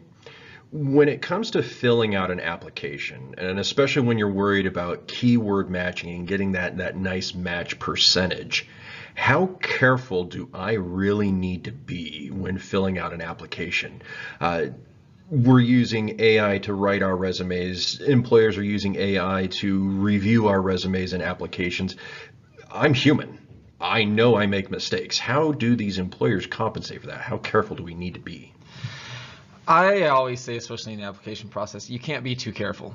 It's just not possible. And like the slide says here, you need to complete it in a professional manner. Mm-hmm. Using those keywords is going to be a huge part of it in getting through applicant tracking systems. But also, using the keywords does go back to the human element because the hiring manager or maybe an HR director, somebody created that job description that you're applying to. Somebody created it. And so when you use the language in it that they put in it, they're going to recognize that. It's going to be like common language. I always say you're speaking their language by using those keywords, using their language back to them. And it's going to help connect you to the job. And at the end of the day, that's what the hiring decision kind of comes down to, is connection. I always say the application and the resume, they're kind of what are going to get your foot in the door. But then the interview is where you really get a chance to connect. Now, the word choice that you use in the application is another part, an early part of that connection. So you're going to want to make sure things are spelled correctly, like we mentioned before, but your word choice matters. And not just the keywords, but using a professional tone throughout. You don't want to get too, I think there's a tendency these days to get a little lax with our communication style and with our word choice. And this is an opportunity to kind of express the professional side of yourself using professional language. And then once you're done, then it's going to be really important that you review it. Just like the slide says, you got to go back over. Don't just fill in all the blanks and hit submit. Okay, you're going to fill in all the blanks. You're going to scroll back up and now read yourself through it to make sure you typed everything out exactly as you intended to. And a big trick for me is reading it out loud to yourself. That's a good one, reading it out loud to yourself. But then another one is getting another set of eyes on it. And whether that's a friend, a family member, or somebody who works here at Workforce, get another set of eyes on it to make sure that it's right. Because once you hit submit, like the picture shows, there aren't any safety nets. Once you hit submit, they get it as is, and it's too late to go back and change anything. So being careful, being as error-free as you can. I get it, we're all human, we all make mistakes, but sadly, that one mistake on that application could cost you the opportunity to move forward. And that's just the reality of it. Now, there are some very common application questions that you will most likely encounter on every job application you fill out. And chances are you've probably already encountered these at least once before. What position you're applying for. That's usually a big one. That's also a very common first interview question as well. What position are you interviewing for today? If you've done your research and you've studied the job description, that should be an easy one to answer. That's a gimme. What dates are you available? What is your employment history? Now, this might also be the same information as you put on your resume. It's probably the exact same information, the exact same data. And your employment history is usually going to start with your most recent, working backwards about 7 to 10 years. And then finally, you might find a form. It might be a separate form, or it might just be a bullet point or a checkbox, your authorization to work in the U.S. Now, these are very common application questions. What we're going to see here a little bit later is some of the more difficult ones.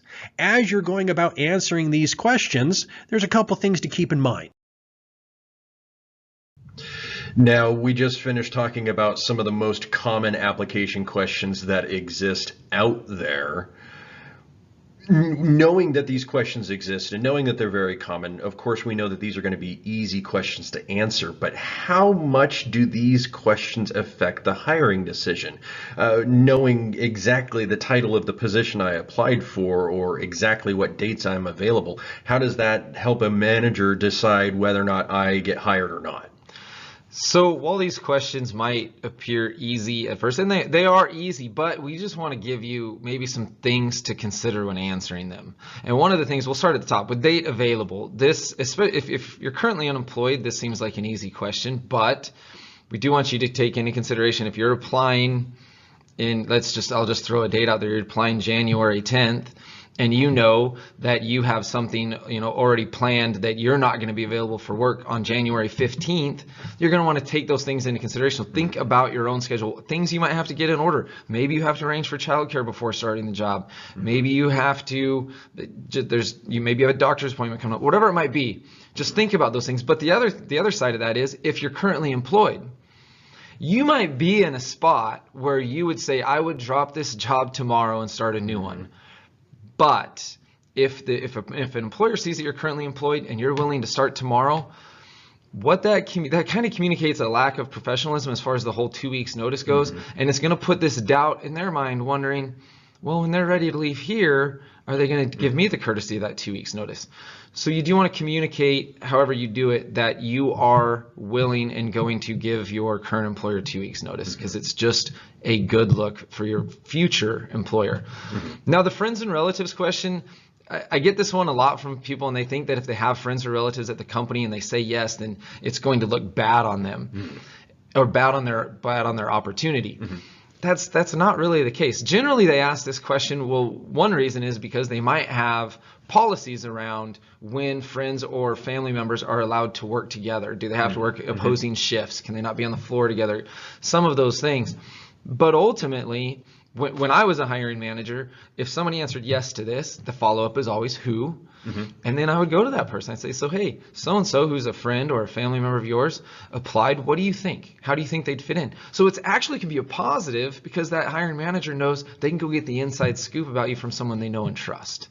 So I tell people, don't hesitate on that one if the answer is yes. And honestly, here's the thing. You shouldn't hesitate on any honest answer in an application at all anyway. So just answer this one honestly and then move on. The position applied for, this one matters significantly. You might be applying for a position you've done many times and you've been called a customer service representative. And you're applying for a position as a customer service associate. You have to speak their language here. First of all, big keyword that you're including that's going to help you out if this is an applicant tracking system situation. But second of all, again, you're speaking their language. You're letting them know, I saw your job description. I read through it with care. I know exactly what you're hiring for, and I'm here to fill exactly that role. So yes, these questions are easy, but there's just a few things to consider when answering each one to give yourself the best and the highest impact. Have you ever been convicted of a violation of the law? Now, right or wrong, legal or illegal, whether or not an employer can ask this question or not really doesn't matter to me. What matters is what you're going to be answering that with. A good way to answer these questions is to tell the truth. Don't lie on these questions. And these are difficult application questions for a reason. You might be tempted to obfuscate the truth or fudge things a little bit. Try not to do that, especially with these more difficult questions. Why are you interested in working for that particular employer? If you haven't done your research on the company and if you haven't done your research on the actual job itself, you might find that this is a difficult question to answer. What are your skills and abilities? What skills and abilities do you have that qualifies you for this position? And that goes right back to research all over again. What was the reason for leaving your last position? Now, depending on the circumstances that surround that, that could be a hard question to answer. So you might need to take some time to figure out how to phrase that the best way so that way you control the narrative to put that in the best light for you. Finally, what are your salary requirements? Now, this in and of itself may not seem like a difficult question to answer, but it can be if you haven't done your research on the industry and the occupation.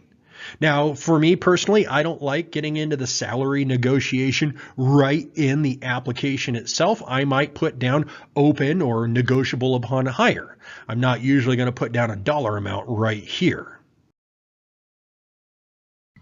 Now, we've just talked about some of the more difficult questions that will appear on most of the job applications that you see out there.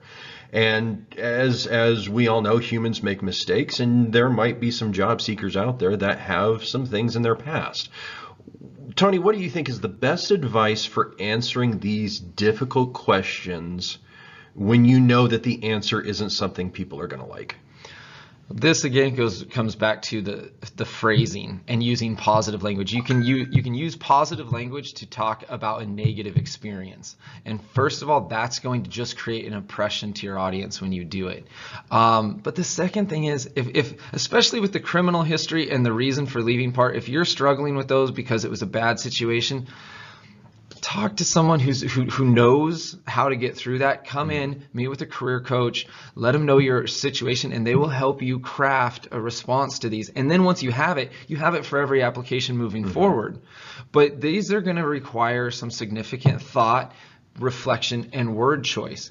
Just the simple one like criminal history, and again, it's not simple, but the simple advice is to not use the legal jargon when talking about it. You want to use common language that people are going to understand, because they want to understand. If you check yes and you have to explain it, they want to understand what went on there. So you're going to want to use common language.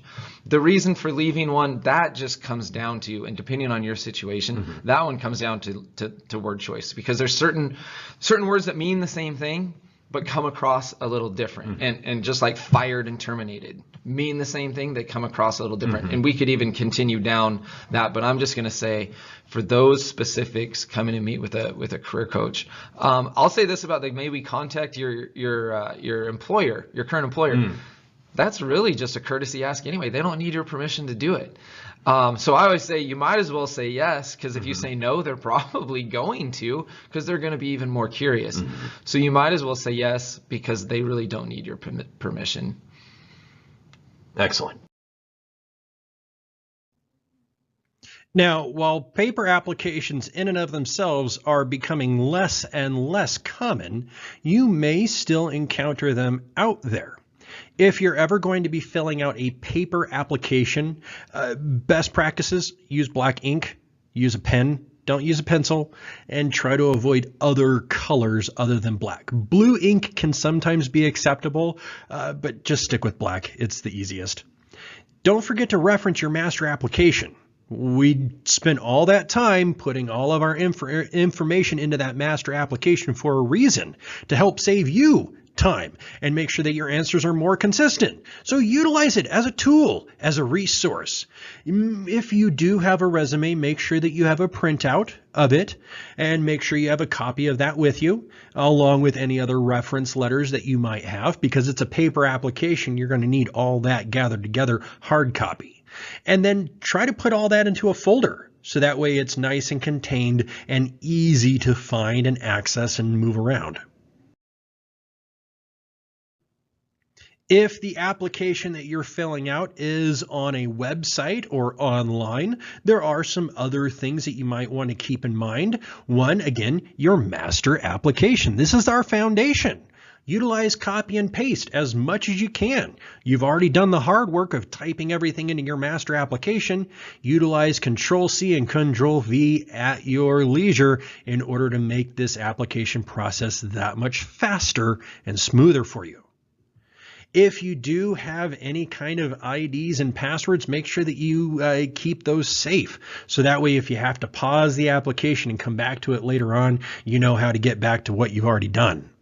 Keep in mind that pop-ups exist.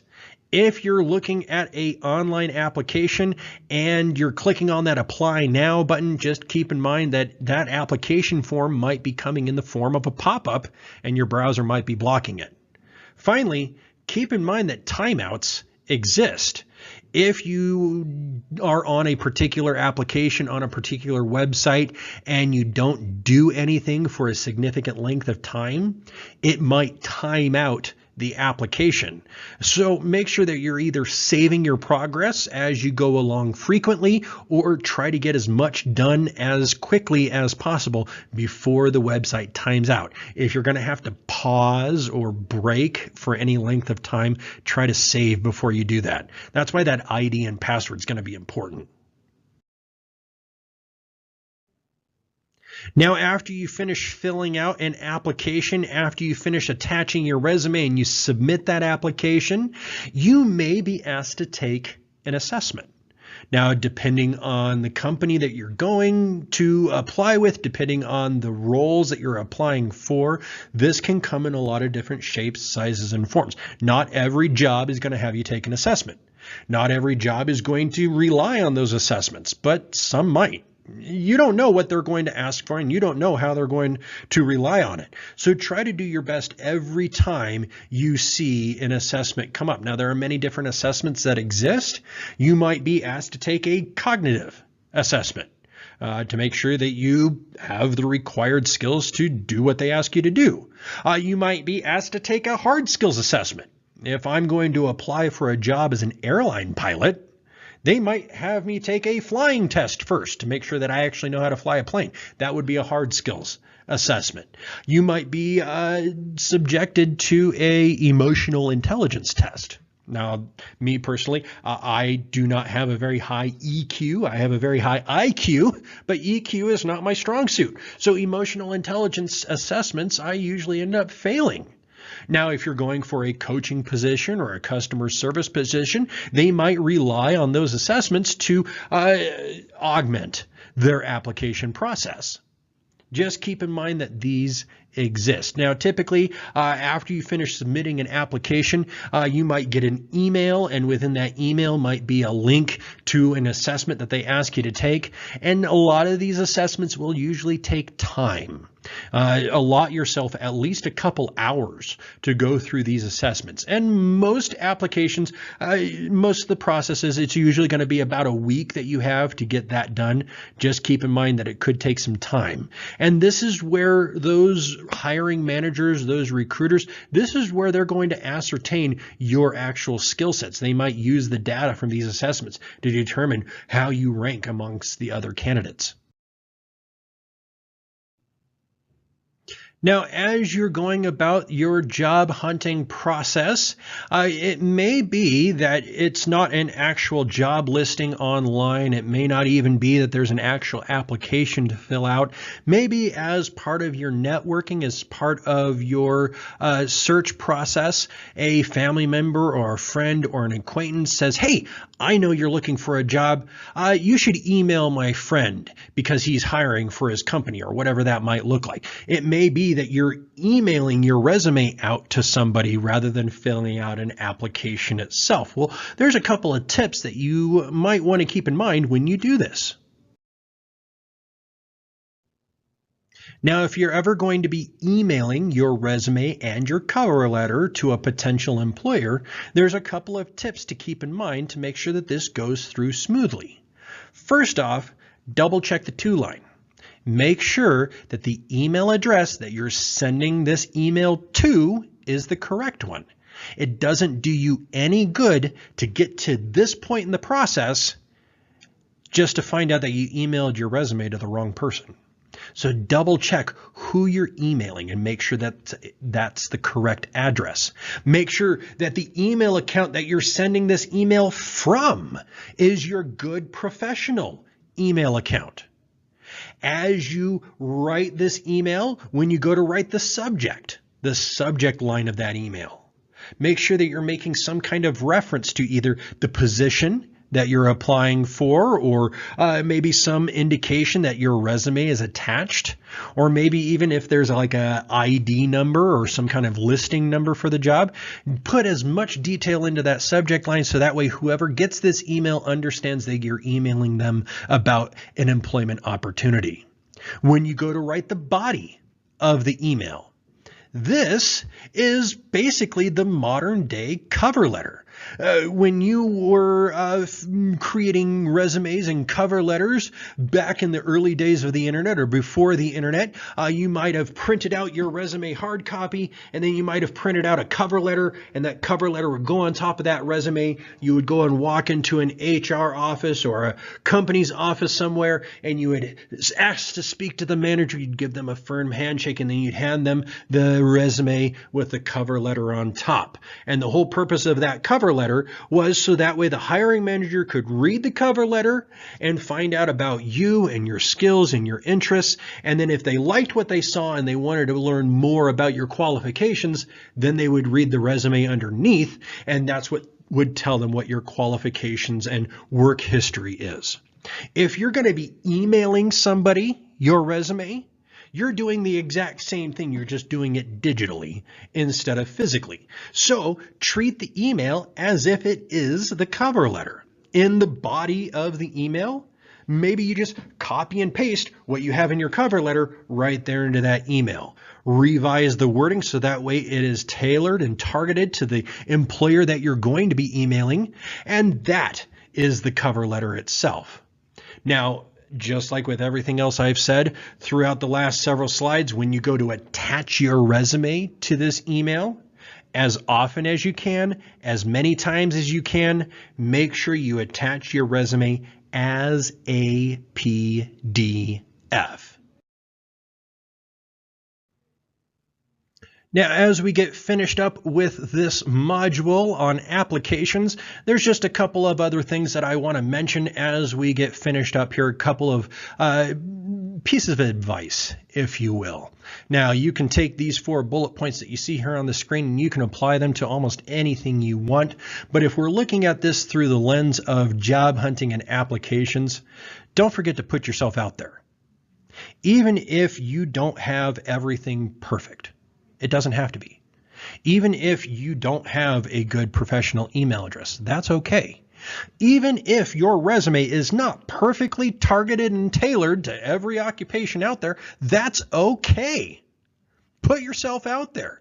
It doesn't do you any good to look for a job if you're not going to apply for them. You're not going to get a job until you apply for the jobs first.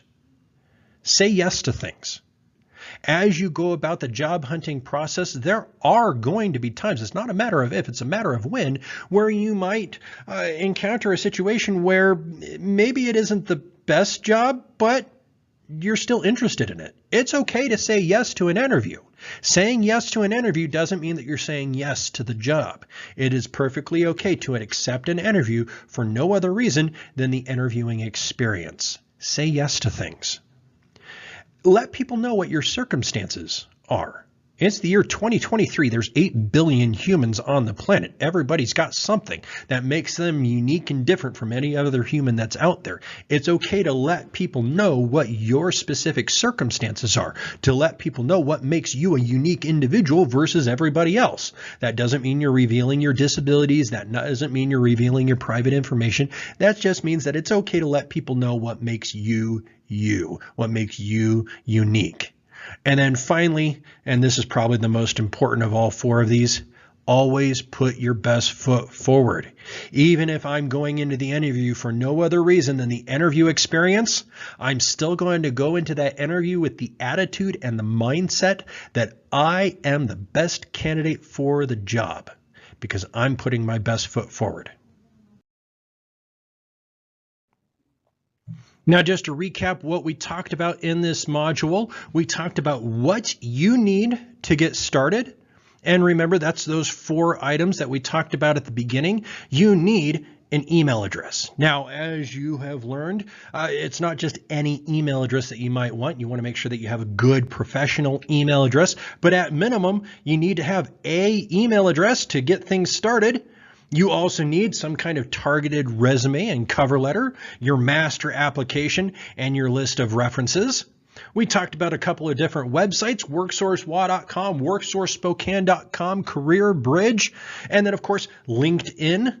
We talked about some internet tips to help you stay safe as you are working through your different job applications online. Those applications themselves can come in a lot of different shapes, sizes, and forms, but almost all of them are going to go through applicant tracking systems. So make sure that you're trying to identify those keywords so you can target and tailor your resume and your applications for those specific jobs. And then at the very end, we talked about some email, resume, and cover letter tricks. So that way, if you ever need to email your information to a potential employer, you can do that professionally.